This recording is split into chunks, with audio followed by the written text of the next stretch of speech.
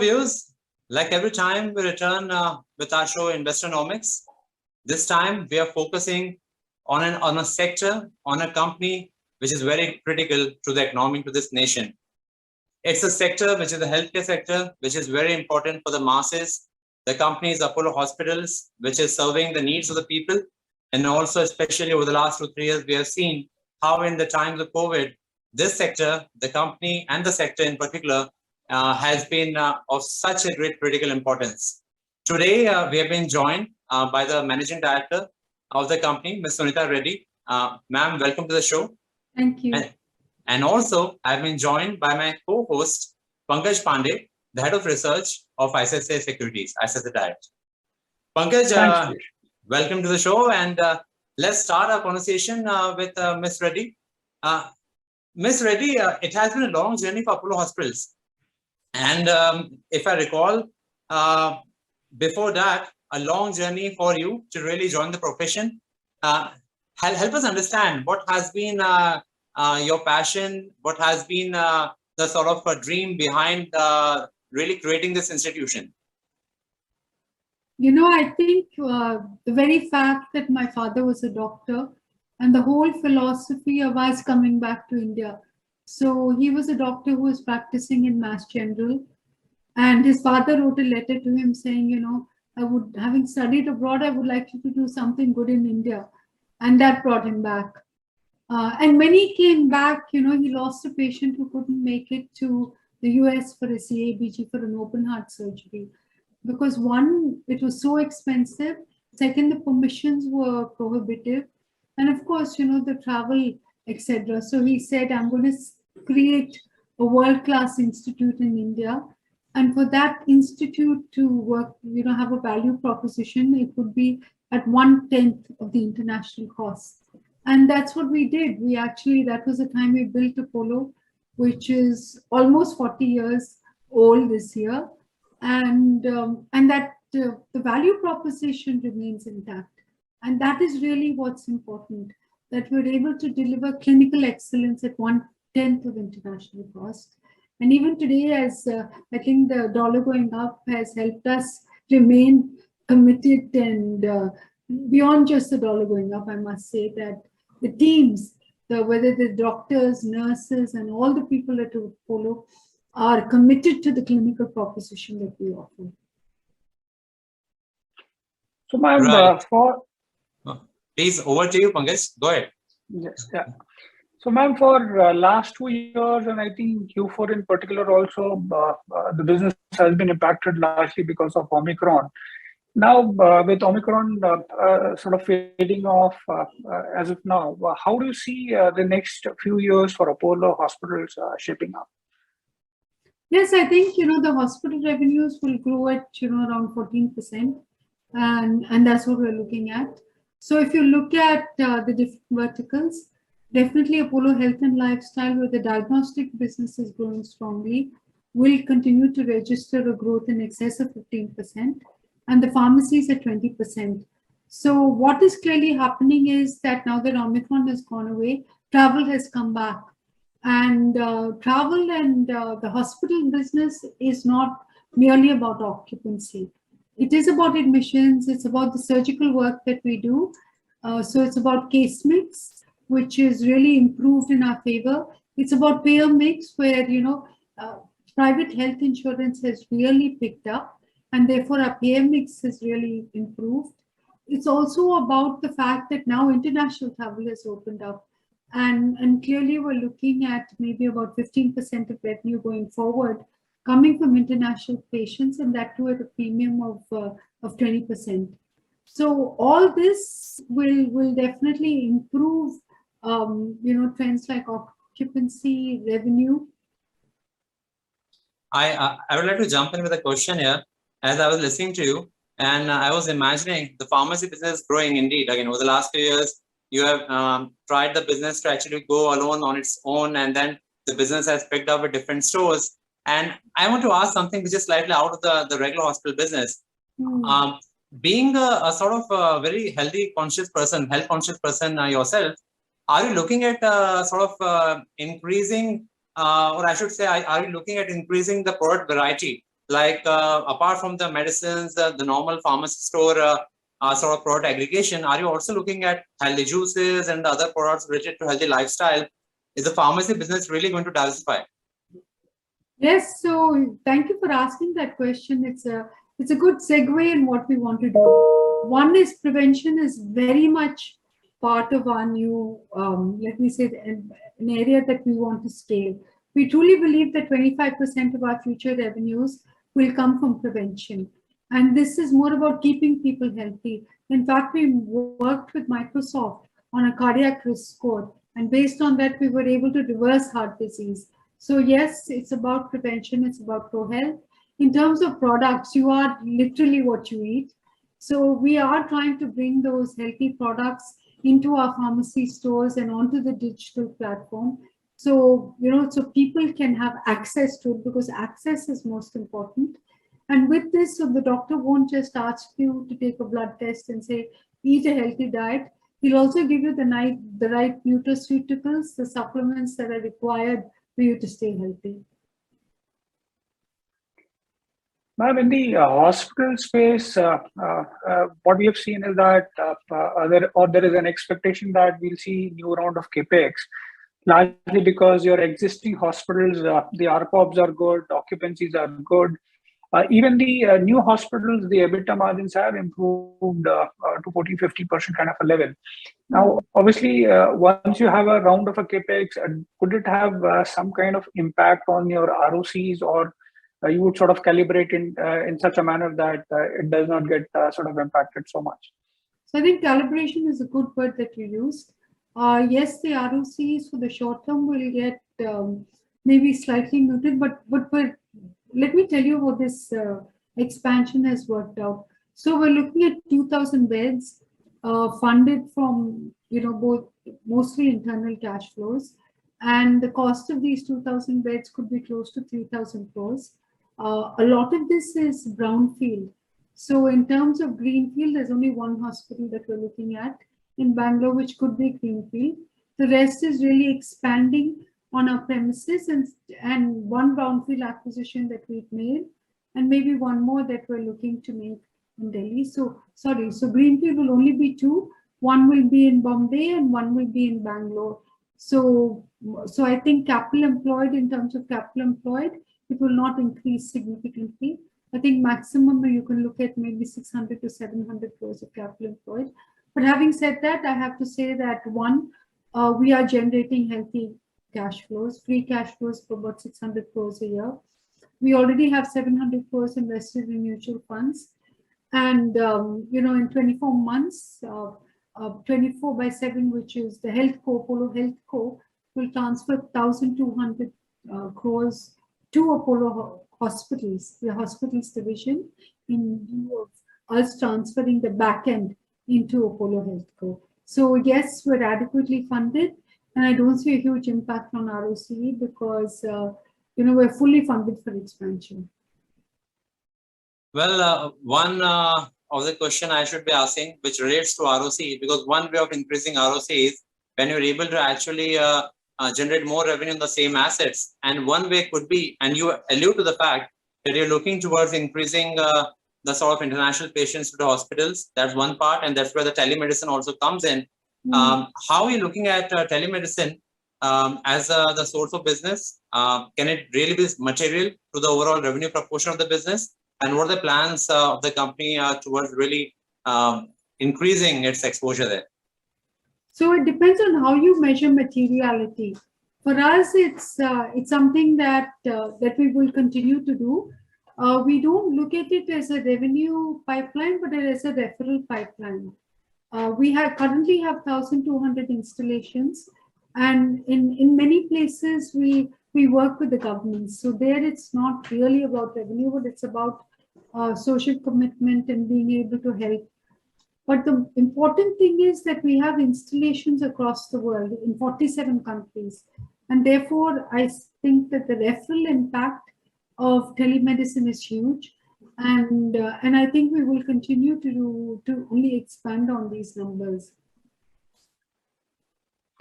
Similarly, ma'am, see, Apollo Hospital obviously is a brand of global repute. So, are we sort of exploring any kind of out of India opportunities for greenfield or for management contract basis? So no greenfield, only management contracts that we're looking at. And with the option to invest in equity if we decide to do so. But right now, only management contracts. Right, right. And on the pharmacy business, one is it's a high ROS business. So how do you see this business sort of growing and contributing to overall revenues? And also, our sense is that the private labels contribute about 11% to the overall sales. Do you expect these numbers moving up, including ROCs going forward? So in terms of pharmacy revenue, like I said earlier, 20% growth. We are adding more physical format stores, about 450 a year, and that really takes the revenue up.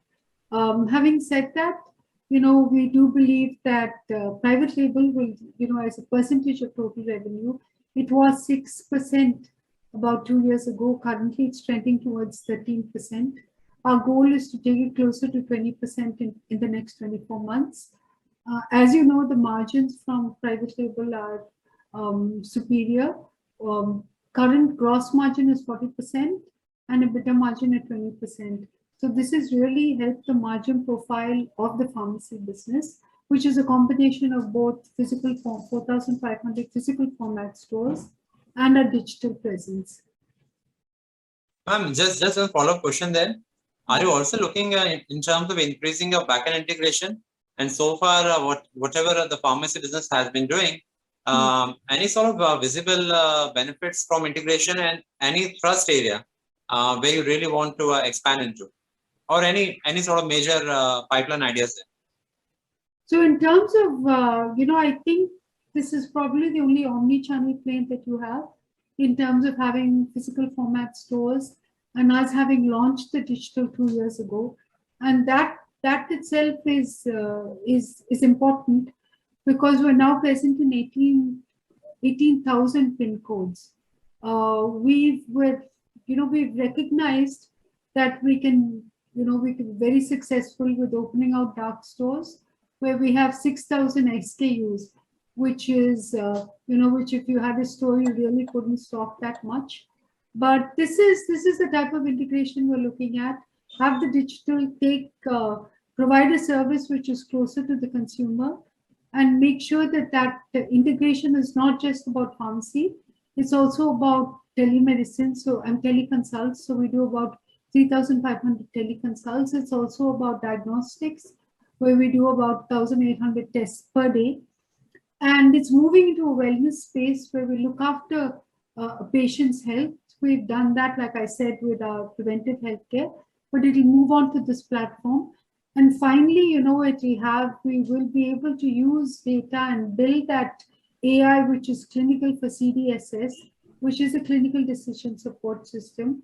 And I think this journey will be unique because it will be the first in which, a player like Appollo, which has both the physical assets and more importantly, the 9,000 doctors who are part of this system and the 1 lakh people who work with us, where they all were able to leverage their skills, their talent to move it closer to consumer.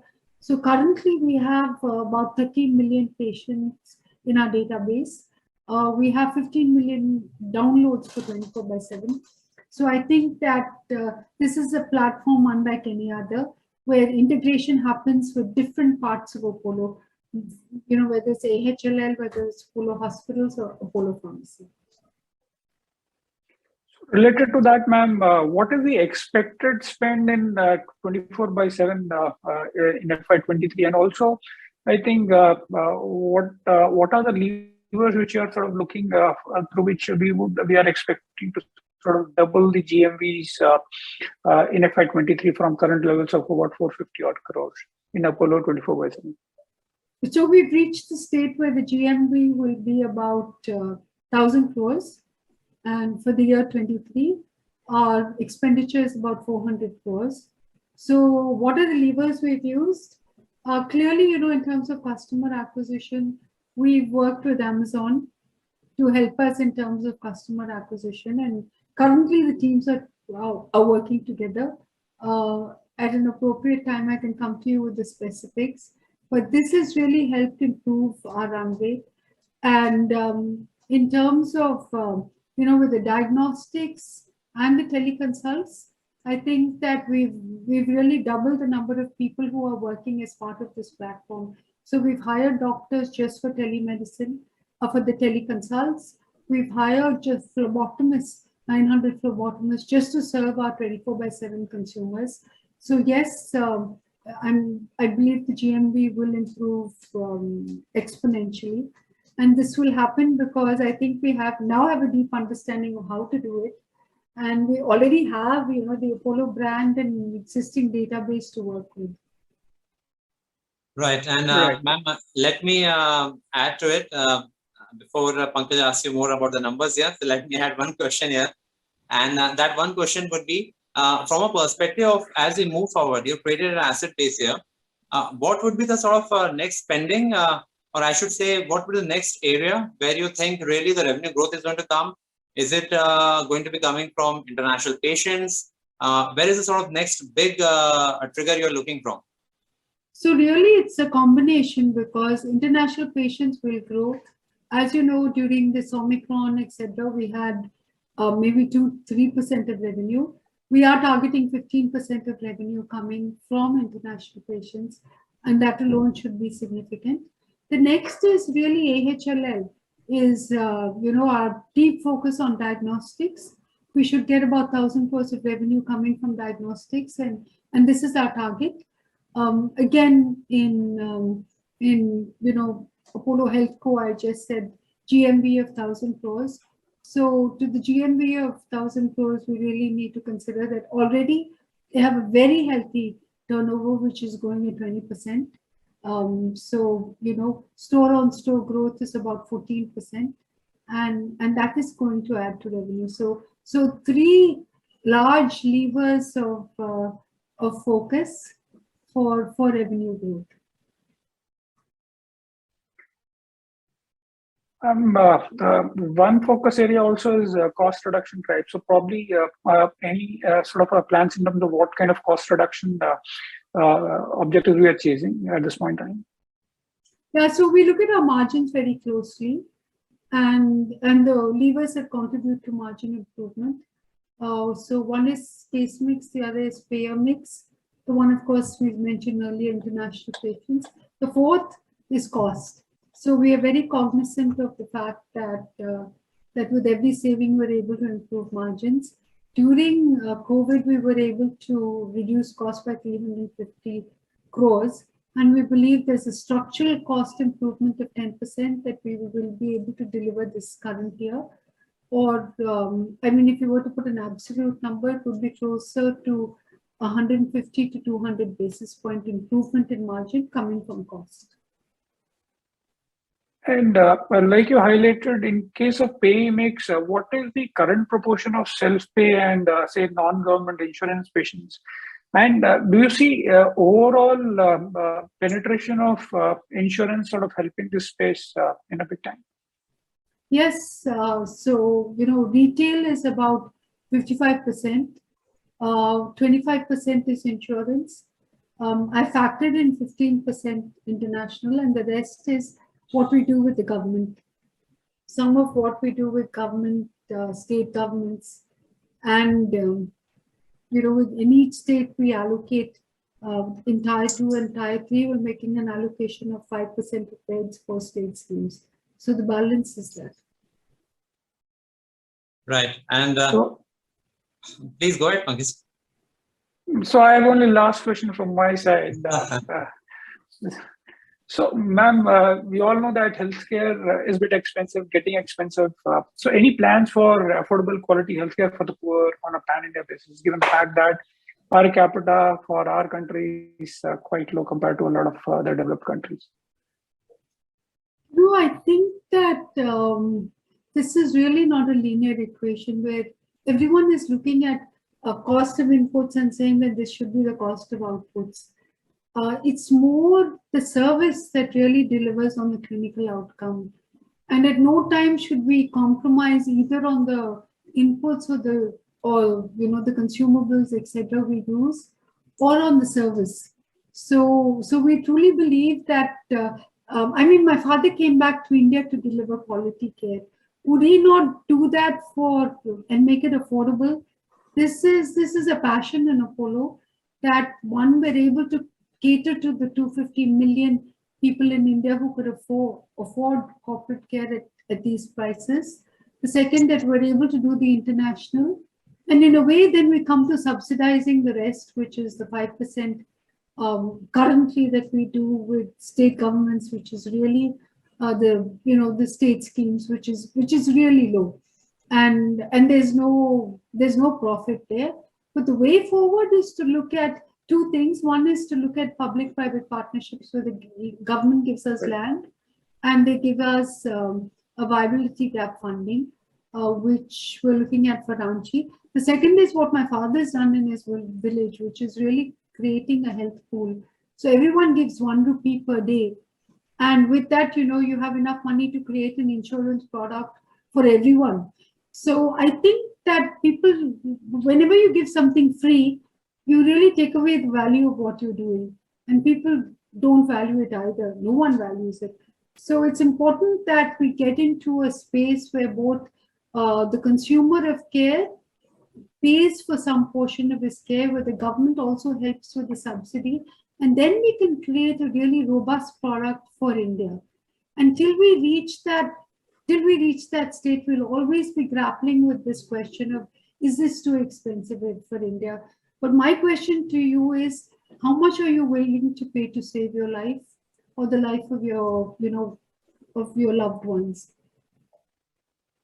Very important question, and addressing both aspects here. That again, affordable healthcare is something which is very important. Just building it on the same, ma'am, from the perspective of the corporate governance also, how Appollo Hospitals is really implementing a robust system where there is an adequate check, because a lot of popular perception is built around that whether the tests are in excess, whether the sort of prescriptions are in access, how the corporate governance is shaping up within Appollo Hospitals for creating that sort of trust? So we have a team that does a clinical audit, and the first thing that we've done is we've packaged, say surgeries, protocols, etc. We've packaged them. Anything that moves away from that price, we have an audit team that will look at it. But let me tell you that for someone who's watched the system abroad you have to wait like 5 weeks, 4 weeks, so that you can schedule your surgery, which you pay much less for. In India, we practice, at Appollo, we practice evidence-based medicine. So we'll order a first round of tests. If that, if we're not getting a solution for that, we'll probably do an MRI, but everything is sequential and it is evidence-based medicine. And I think that is the way our doctors, our clinical audits are done. Right. So that's one important point. And one point through which I want to integrate. One is some out-of-the-box revenue growth idea. Second is affordable healthcare. And the third is opportunity, which could be lying out in Tier 2, Tier 3 city. And for all of this, I wanted to ask you one question. Is there anything where Appollo Hospital is taking a vision of maybe taking some management contracts, or if it is, there it is, then is there some minimum size you're working with, or is there opportunity you're seeing right now in Tier 2, Tier 3? Is the growth out there, or opportunity which is still there? So I heard a lot of questions. Let me say that first of all, we are doing management contracts. We are creating a new vertical. We had done it earlier, and then, we said we were too busy with implementing our own growth plans. And while we do so, we have created a vertical that will do management contracts in cities where we don't want to have a physical presence. So that is happening. A lot of it is happening in Tier 2 cities and overseas. So yes, this is an important part of what we do. In terms of out-of-the-box thinking, I think the way that we look at India, we want to create a network of care around India and for India, and hopefully move it to our neighboring countries. So in terms of network of care, you have to think of our 44 hospitals that we have, those that we have in Spectra and in Cradle. So about 70 hospitals, including managed hospitals. So you have the hospitals, you have 2,000 touch points coming from AHLL, you have 4,500 pharmacies, and now you have an overlay of digital. I think this is, people will say out of the box, but this is very carefully thought through. And this, we're also focusing on the clinical trials piece because the government has really opened that up. We're currently doing about 157 clinical trials because we have to be at that cutting edge of medicine where we were able to bring the new and the best to not only our patients, but patients across the universe. So that's us. Well, Pankaj, do you have any more questions? I'm done with my questions. So my last question to you, ma'am, for this show. As we talked about all the numbers for our viewers, according to you, as a passion, as a health supporter, how do you want our viewers to really imagine the Apollo Hospital story? If you want to sum up in very few words. I think you should imagine us as a companion for your life because we're not there to do a transaction for you. We really want to look after you through the entire life cycle. So we have cradles where children are born. We have clinics where we look after you. We're focused on preventive healthcare. And should you need surgical work, well, we have the best in terms of technology and clinical expertise. So we are your partner for life. So trust us. And look supporting for 20% revenue growth? Yes, I think, we have to see because it's different verticals at different stages of life cycle, which I think on a consolidated, at least 15% you will see. Okay, so that's it. So, ma'am, thanks a lot for patiently answering all of our questions. And Pankaj, as always, thank you for being such a lovely host.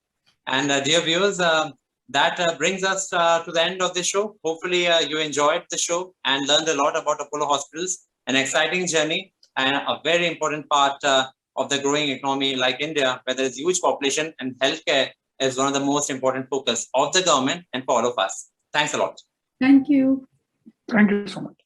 Investments in securities market are subject to market risks. Read all related documents carefully before investing.